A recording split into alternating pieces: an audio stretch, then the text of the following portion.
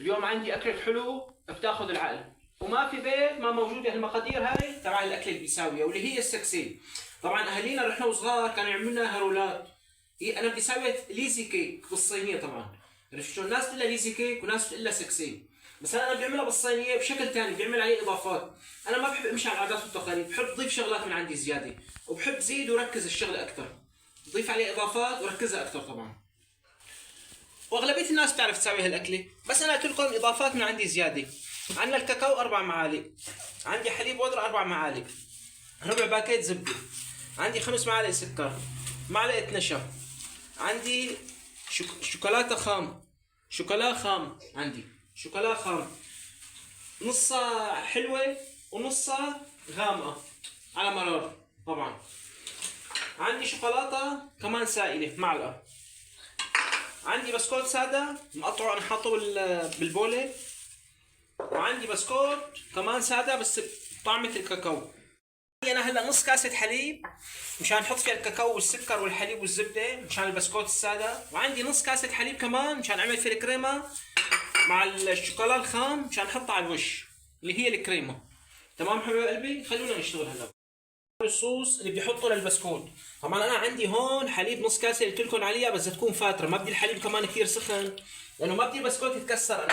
انا بهمني البسكوت وقت اقطع قطعه الليزي كيك يطلع البسكوت القطعه كامله، تطلع البسكوت فيها مبين صحيح. اذا الحليب كثير سخن البسكوت بصير ناعم بينطحن طحن، بدك تحطه تحرك البسكوت ينطحن طحن، بقى انا هذا الشيء ما بيهمني. انا بيهمني البسكوت تكون واقفه، ما بيهمني الحليب كثير يكون سخن. انا طبعا بدي اياه فاتر بس مشان السكر يدوب. حطينا السكرات طبعا، وحطينا الاربع معالق كاكاو خام، حطينا نص باكيت زبده بالشكل هذا، ونحرك حبايب قلبي لحتى يدوب السكر طبعا. وطبعا الكاكاو والسكر والزبده هلا بيعطون شويه لزوجه، وما بدي انا كثير حليب حبايب قلبي، نص كاسه حليب وزياده لانه ما بدي اياها تصير كثير مريئه، يعني بس بدي البسكوت يغب، انا ما بدي اكثر من هيك. وهلا بس يدوب السكر فرجيكم شلون نحطه على البسكوت. طبعا حبايب قلبي هلا رحنا بعد ما دوبنا الحليب مع الزبده مع السكر مع الكاكاو الخام، هلا اخر شيء بندسمهم بمعلقتين حليب بودره بالشكل هذا، وبنخلي هدول المعلقتين مشان الكريمه بقى تمام اللي على الوش، وبنحركهم. بعد ما صاروا جاهزين الصوص اللي بيحطه فوق البسكوت الساده يا حبايب القلب، بنكتي شوي شوي. رحنا ما بدي اياها تكون كثير مريئه، انا بدي بس انه تغب هذا الصوص، اكثر من هيك ما بدي، وما بدي صوص يقعد هون بسفل البوله، انا بدي انه تغب بس. بنحط عليها هيك بالشكل هذا، بنحط ربعهم او نصهم رحنا، وبنعمل تحريكه. طبعا انا جيتهم بالمعلقه طعمتهم بتشل القلب كمان بدهم بالشكل هذا.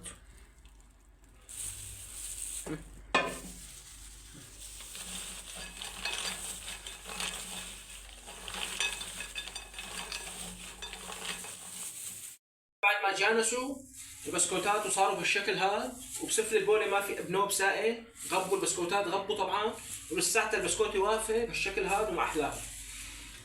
عندنا صينيه 20 ب 20 او 15 ب 15، او انتم على هوا الكميه اللي بتحبوا تسووا. طبعا كل ما زدتوا بسكوتكم زيدوا المقادير، كل ما كبرتوا الصينيه بدكم تزيدوا المقادير.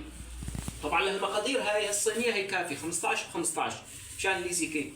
هلا فيكم كمان انتم تجيبوا قالب تشيز كيك وتحطوا على داير ورق زبده وتكتوا بقلب البسكوت.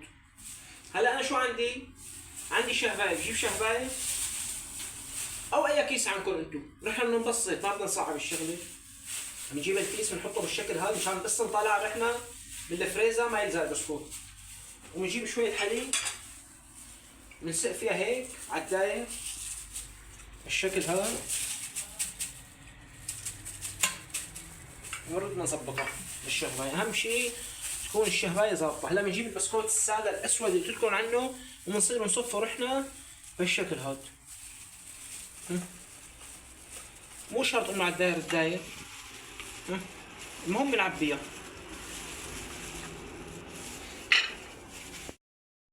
وبعد ما صفيتهم بهذا الشكل كمان بسقهم مره ثانيه بالحليب مشان يلزق هلا البسكوت هيك.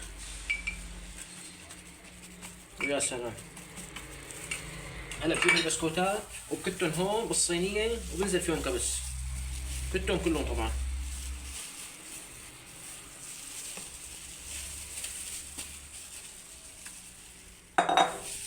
بنزل فيها كبس هيك لحتى تغمد وتصير مستقيمه.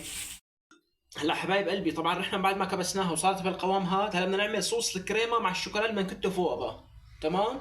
هلا بنبلش من المرحله الثانيه تبع الكريمه. عندي الحليبات طبعا قلت لكم عليها، نص كاسه حليب او كاسه حليب، انتم على هو الكميه بتزيدوا بقى. عندي ربع باكيت زبده حطيناه. عندي الشوكولا السائله المعلقه اللي قلت لكم عليها. عندي الحليب البودره. عندي الشوكولاته الخام، الشوكولا الخام. وعندي معلقه نشا بودره. تمام حبايبي. ومنتم نحرك في على نار هادي او على حمام بخاري بيكون افضل. لسه انا طبعا موس الغاز عندي على الاخير كانه حمام بخاري. هلا انتم طبعا اذا بتحطوا طنجره مي تحت لهي وبتحركوا فيها على نار هاديه لسه اضبط واضبط. انا بيهمني هلا كل المكونات تصير تشبك ببعضها، تصير كريمه جامده. هلا انا منه عم ساوي كريمه ومنه عم ساوي صوص الشوكولا اللي بدي كته فوق الليزي كيك. طبعا حبايب قلبي انا بعد ما عملت الكريمه مع الشوكولا مع الزبده مع الحليب البودره مع السكر، هلا انا منه عملت كريمه طبخ ومنه حطيت لها الشوكولا الخام مع الكريمه السائله. صارت طبعا بالشكل هذا مع معلقه النشا، معلقه نشا واحده طبعا ما بدنا اكثر. وطبعا معلقه النشا البودره اللي انا حطيتها ما راح تبين طعمتها لانه هي انطبخت على النار هذه انطبخت. وهلا بنكتها وين رحنا بنكتها فوق دغري فوق البسكوت.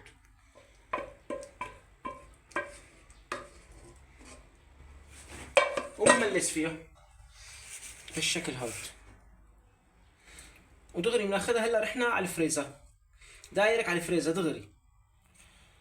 وهلا يا حبايب قلبي بعد ما جهزت الليزي كيك بعد 4 ساعات بالفريزر جبناها من الفريزر وهلا لازم ندوق. بس منظر بياخذ العقل. طبعا انا قطعتها وزينتها وعلى 24 صارت. يا حبايب قلبي رحنا عنا اولاد كلياتنا بالبيوت والاولاد بتشتهي كثير، بلش نروح نشتري قطعه جاتو 10000 15000. شوفوا كم قطعه جاتو طلعت، 1 2 3 4 5 6 7 8 قطع جاتو. صدقوني بتشهي القلب بدون ما ادوق بتشهي القلب والمنظر بياخذ العقل. نعمل هيك بالشكل. شايفين يا حبايب القلب؟ شايفين شلون؟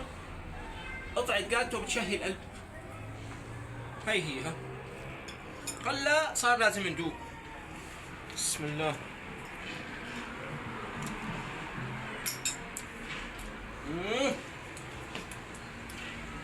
قطعة جاتو ما بترحم. عن جد هي الكريمة اللي عملتها، هي اللي على الوش، اللي على الوش الكريمة طعمتها بتشل. والله طعمتها كلها بتشل. بدون مبالغة جربوا هالطريقة وما راح تندموا، راح ترجعوا لي بالآخر. أقبل قمرك بعد غياب، للجنة فتحت أبواب، بهجة قلبي صفى روحي، رحمة ربي بدون حساب. أقبل قمرك بعد غياب،